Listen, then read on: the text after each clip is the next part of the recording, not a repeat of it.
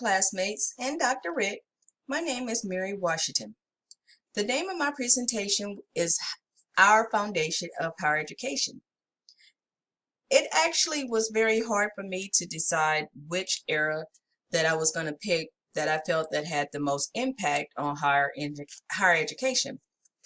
Looking back, the first era, which was 1636 to 1789, we had the beginning, which is the collegiate form in the colonies. And during this time, I did not realize the different universities and institutions that played a very important part of this. Of course, I had heard of Yale and Harvard, but one that really surprised me was University of Pennsylvania, where I have become very smitten with that university and that institution since realizing how it was formed with Benjamin Franklin. And I have actually added that to my bucket list for an institution that I would like to visit one day.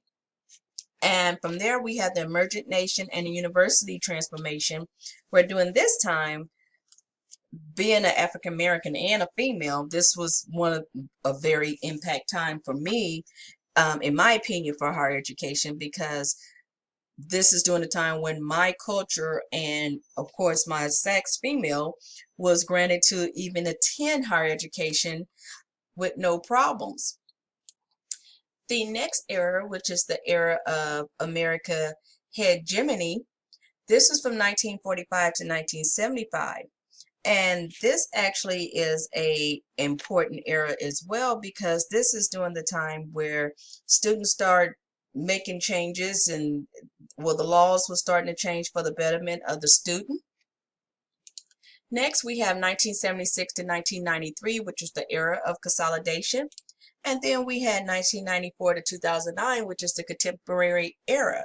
So which era did I feel has the most impact on higher education today?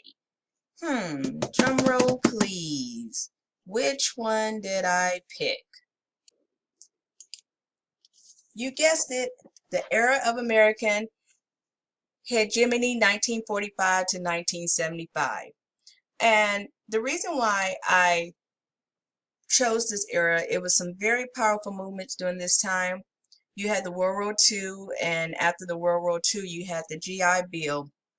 And the GI Bill, I really can relate to on that. And as far as I have some relation with that, because my father actually attended school with the GI Bill. Also, we had the Brown versus Board of Education, 1954, which was, of course, huge because, of course, it was granted that all kids of every color should be able to attend school together.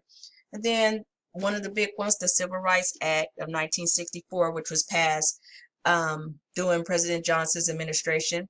And I must acknowledge President Kennedy, who before assassinated was actually the president that forced the Civil Rights Act or had a push for that act.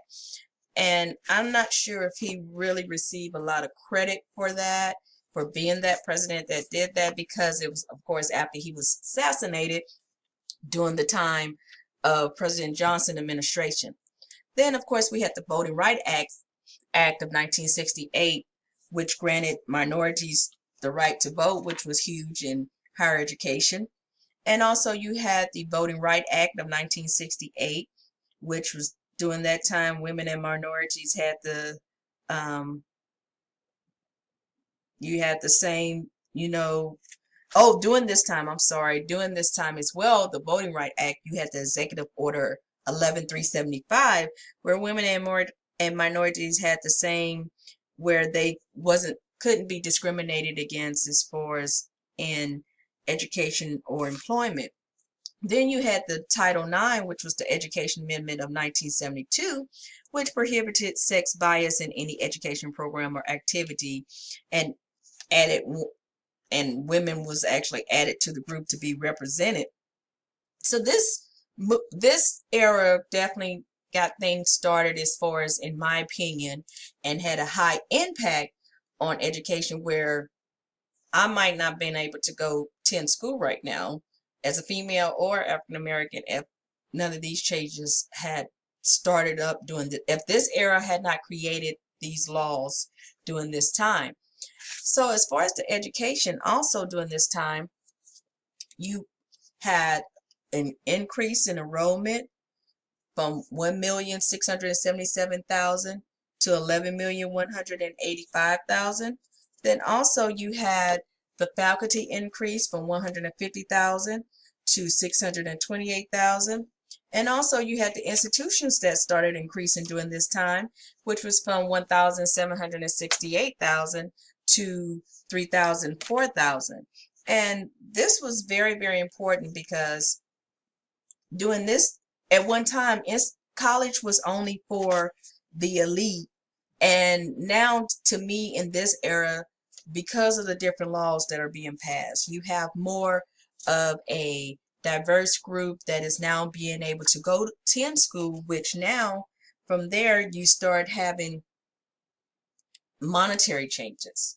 So for monetary changes, you start having co-educational institutions. The research universities start increasing during this time. And also during this time, you had state funding. And then you had philanthropy that started during this time. And the areas right here, as far as monetary changes, this is when you start having more money. During this time, the American population increased by 60%. And so with this, you had co-ed, which means you don't just have females in one building or one institution, or males. Now you have a combination where that brings in more money because you have more diverse groups with monetary that can contribute to the university. And then of course research universities bring in more money, and then state funding, which was paying for grad programs, and federal money for construction and laboratories. All of that go together. And also during this time, you had alumni that started up, which doing philanthropy, you had the volunteering, you had alumni, you had corporations, religion organizations, and all of this increased their donations. Then we started the checks and balance system form, which you had the State Coordination Board, 1965, and then you had the Carnegie Commission founded in 1973. Then you had the Section 504 Act of 1973, and then the 6 regional associations. So I call this the checks and balance system form because all of this checks and balance is still very important today. None of the 4 is going anywhere, and they play a huge part in higher education system today. For example, the State Coordination Board, I know that there are times when, because I deal with the facility inventory, they set procedures and policies for us to follow. And if they do not follow, if we are audited, which we're audited every 5 years, they come to the university to ensure that we are following those rules, as well as we have to send reports to the coordinating board every year. The 4 here, checks and balances, what I call, is what the university must follow, and they usually check and to ensure that we are following those rules and procedures. The future of higher education. This one is a hard one for me because I'm not sure that much about as far as the future, but to me, the government plays a big part in the future of education. And because depending on the views of who's in government, that depends on if we're going to get more funding. If we get more funding, then that means tuition doesn't go up. Hopefully we can keep tuition at a minimum or at a regular range. And I just think that as long as tuition is going up, it is going to increase problems. Do I feel that education is going anywhere and will it change? No, I do not, because I have a strong feeling towards education. Everyone should get an education, and was the belief in our family. Tuition will continue to increase. I hope we can keep it at a minimum, but I feel that politics and government plays a big part in that. With that, education still is very, very important, and I think everyone